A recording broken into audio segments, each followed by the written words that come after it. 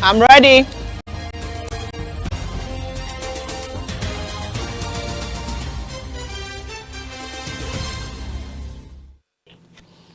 Good morning and welcome to News Express, coming to you on Global TV live from Nigeria's capital, Abuja.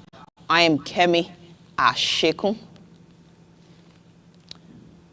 President Muhammadu Buhari has inaugurated Dangote Petroleum Refinery in Ibejuleki, Lagos State. The refinery is expected to enable Nigeria achieve self-sufficiency in refined products and have a surplus for export. Speaking at the occasion attended by the heads of state from Ghana, Chad, Togo, Niger, and Senegal, the president described the feat as a significant milestone for Nigeria's economy and a game changer for the downstream petroleum products market in the entire African region. Kikelomo Okere of Global TV completes the report.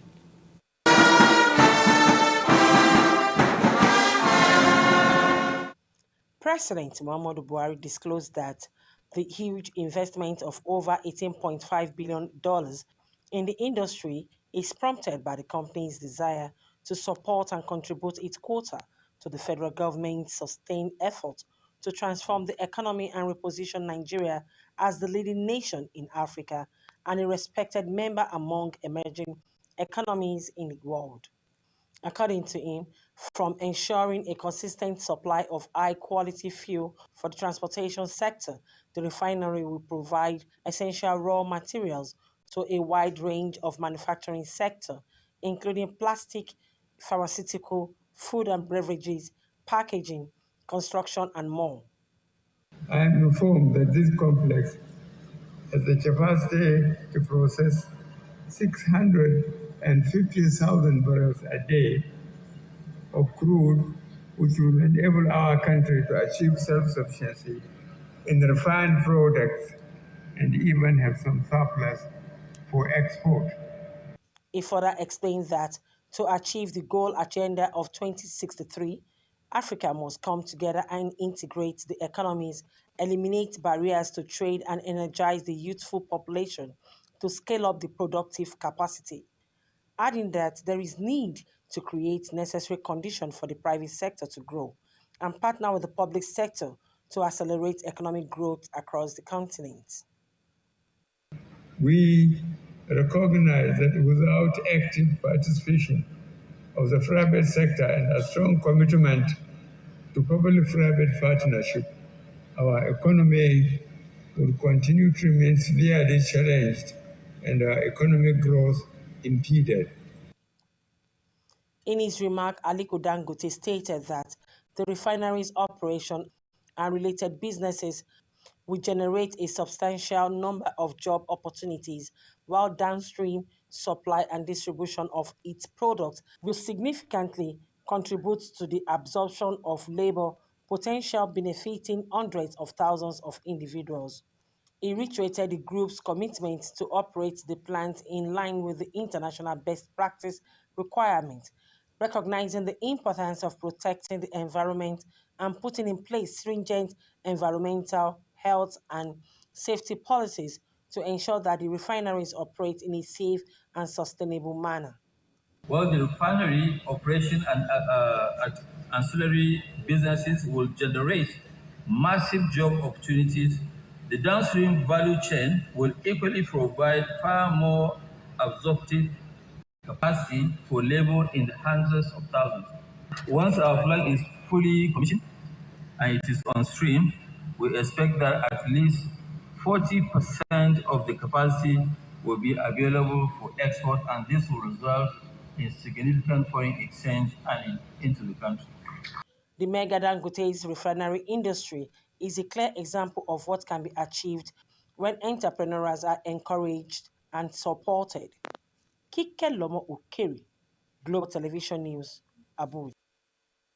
President Muhammadu Buhari has described the National Housing Estate as a fulfillment of the change which his administration promised Nigerians. The president said this while commissioning 80 units of houses at the National Housing Estate in Gusau, the state capital. The commissioning is coming days to the end of his tenure. He also approved allocation of houses to the winners of the 1994 Africa Cup of Nations in states of their choices across the Federation. Fauzia Lukman of Global TV completes the story. President Muhammadu Buhari, who was represented by the Minister of Humanitarian Affairs, Disaster Management and Social Development, Sadiya Umar Farouk, says the National Housing Estate seeks to improve human conditions and capital development. The federal government announced approval of allocation for the 22 members of the Super Eagles at the National Housing Estate in the state of their choices, which the federal government had promised them for winning the 1994 African Cup of Nations, saying that their keys and title documents will be handed over to them during the commissioning of the housing estates. Also provides an opportunity to remember our heroes, the valiant Super Eagles, to whom our country made a promise of providing housing for winning the 1994 African Cup of Nations, which has remained unfulfilled. On behalf of the federal government of Nigeria, I feel proud and privileged to redeem the promise Nigeria made to these patriotic Nigerians, even if belatedly. The Minister of Works and Housing, Babatunde Fashola, who was represented by the Director of Construction and Public Building in the Ministry of Works and Housing, Architect Bashir Usman, gave the breakdown of the National Housing Estate completed in Zamfara State to 80 units of housing, which comprises of 4 units of 1-bedroom, 48 units of 2-bedroom, and 28 units of 3-bedroom bungalow. These houses were meant for civil servants, public office holders, and other indigents of the state. We also commenced the construction of another 600 housing units at the area, aimed at providing shelter to civil servants and general public through family homes fund. About 450 of the houses are at completion level and will be distributed as soon as possible. Governor of Zamfara State, Bello Maitawalle, was represented by the Speaker of State House of Assembly, appreciated the complementary efforts of the Federal Ministry of Works and Housing for providing these interventions, which the state is one of its beneficiaries. Lukman Fawziya, Global TV. The Presidential Election Petition Tribunal has dismissed the request by the presidential candidate of the People's Democratic Party, PDP, Atiku Abubakar, to live stream proceedings of his petition against the election and declaration of Bola Ahmed Tinubu as the winner of the 25th of February presidential elections. The court, in a unanimous ruling delivered by the chairman of the court, Justice Haruna Samani, dismissed the application for lack of merit, saying it was not supported by any law in the country. The 5-man panel said that the request was not rooted in the petition Atiku filed before the court. Justice Samani held that granting the live telecast of the proceedings of the petition will not add any totalitarian value to the petition, as the petition was without merit and subsequently dismissed. Honorable Frederick Agbedi, the leader of the 7 opposition parties, known as the Greater Majority in the lower chamber of the National Assembly, has refuted a report regarding the endorsement of Honorable Tajuddin Abbas and Honorable Benjamin Kalu of the All Progressives Congress APC for the roles of Speaker and Deputy Speaker for the 10th Assembly. Since the announcement of Tajuddin and Benjamin Kalu by the All Progressives Congress, there has been some disquiet amongst elected yet to be sworn-in members of the lower chamber of the National Assembly. Uyi Agbomofuegbe of Global TV completes the story. According to him, members are expected to engage widely with stakeholders in their respective constituencies, party leaders in their states and their governors in order to arrive at the best decision, adding that the group will not relent until its desire is achieved on the day of inauguration. We are ready to stand up for the people of our constituency, and particularly for the teeming Nigerians that are suffering. And that if we are unable to do anything to alleviate their plight, then we would also be regarded as people who may fail Nigeria in the 10th Assembly. And so we are challenged by our leaders to stand up to our duties and to our task. He, however, revealed that the caucus has resolved to have state coordinators who are going to meet at their different state levels, including zonal coordinators who will also work at the zonal level in collating decisions that they will finally come up with after due consultation. Uyi Agmofwegbe reporting. Dolapo Osinbajo, I beg your pardon, wife of the Vice President, Dolapo Osinbajo, has encouraged women to aim for heights and embrace their potentials while making positive impact in the society. She made this known at the two-day Women of Divine Destiny Initiative Summit in Abuja, where women from diverse backgrounds shared strategies on ways to impact the society. Chung Animal Joseph completes the story. The summit is a transformative event aimed at reshaping and propelling women to redefine their world. She says the summit serves as a dynamic platform, not only challenges adverse societal perception of women, but also empower them to reimagine and realize their potentials. How come I see women and men live their lives with no goalposts? When there's a goalpost, they can have focus. When there's a goalpost, you can make up your mind, I'm going for the goal, I'm going to succeed. This event is meant to inspire us. This event is meant to enable us to identify our goalposts. And as you identify the goalposts, then you can determine in your mind that you are going to make it to the goal. Mary, I just want to say that the purpose of WODI meaning Women of Divine Destiny Initiative, is to put smiles in the face of those that have forgotten how to smile, particularly the indigent widows and orphans. Because the truth is that there are people in our society and environment that no matter how hard they try to laugh, laughter will not come out as a result of where they find themselves. So WODI try to position herself to make sure that will be a bridge between those that are, that have lost hope. Women were reminded of numerous challenges they face in their personal and professional lives. The event is aimed to provide space to share experiences, challenges, and success. Timeless, inspired to be a complete woman. You are not a complete woman if you are not inspired. And the complete woman is a woman not because of what she's wearing, not because of her goal, not because of her intellectual capacity, not because of her social certification. She's complete because she can help another.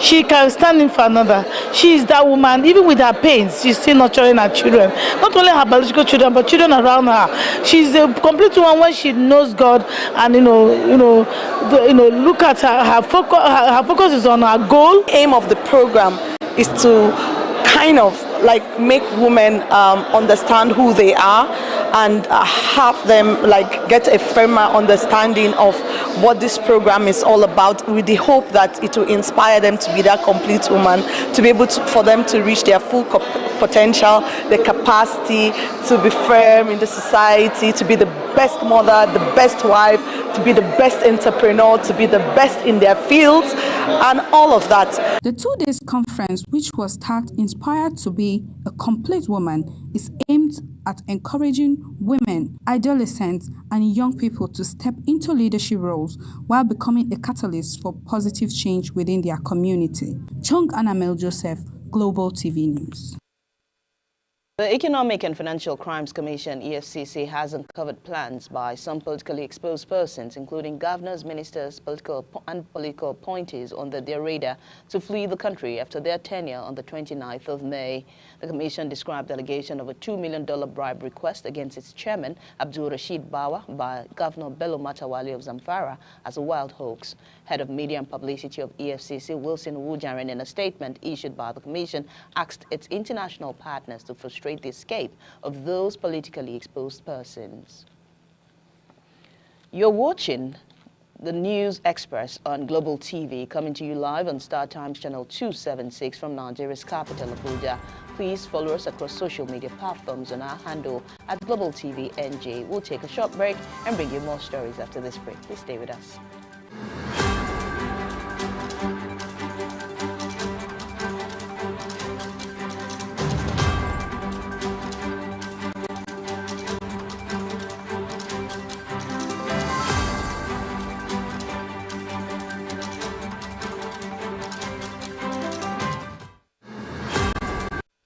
Welcome back, and now to the foreign scene. Residents say artillery fire could be heard in parts of Khartoum as warplanes flew overhead on Tuesday, raising fears that intense fighting will erupt and shatter Sudanese hopes raised by an internationally monitored ceasefire. Some other residents reported relative calm early on Tuesday, the first full day of a truce that is being tracked by Saudi Arabia and the United States, which is aimed at the delivery of humanitarian relief.